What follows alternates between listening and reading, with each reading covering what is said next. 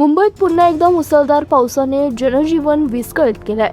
शहरातील अनेक भागांमध्ये रस्त्यावर मोठ्या प्रमाणात पाणी साचल्याचं पाहायला मिळत आहे.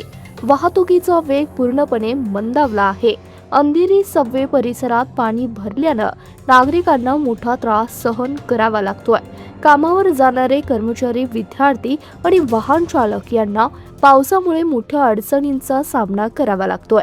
अनेक ठिकाणी वाहतूक कोंडी निर्माण झाली असून काही मार्गावर वाहनांच्या लांबच लांब रांगा लागल्याचं चित्र दिसतंय. दरवर्षी पावसाळ्यापूर्वीच नाली सफाई आणि पाणी न साचण्यासाठी उपाययोजना केल्याचा दावा बृहन्मुंबई महानगरपालिका करते. मात्र पहिल्यांदाच जोरदार पावसानं मुंबईतील अनेक भाग पाण्याखाली जात असल्यानं नागरिकांकडून BMCच्या कामावर टीकेची जोड उठली आहे. करोडो रुपये खर्च करून ही परिस्थिती तीच का, असा सवाल मुंबईकर उपस्थित करीत आहेत. अंधेरी सबवे सकल भाग आणि मुख्य रस्त्यावर पाणी साचणं ही समस्या वर्षानुवर्ष कायमच सुटली. यावर कायमस्वरूपी तोडगा कधी निघणार, असा संतप्त सवाल नागरिकांकडून विचारला जातोय.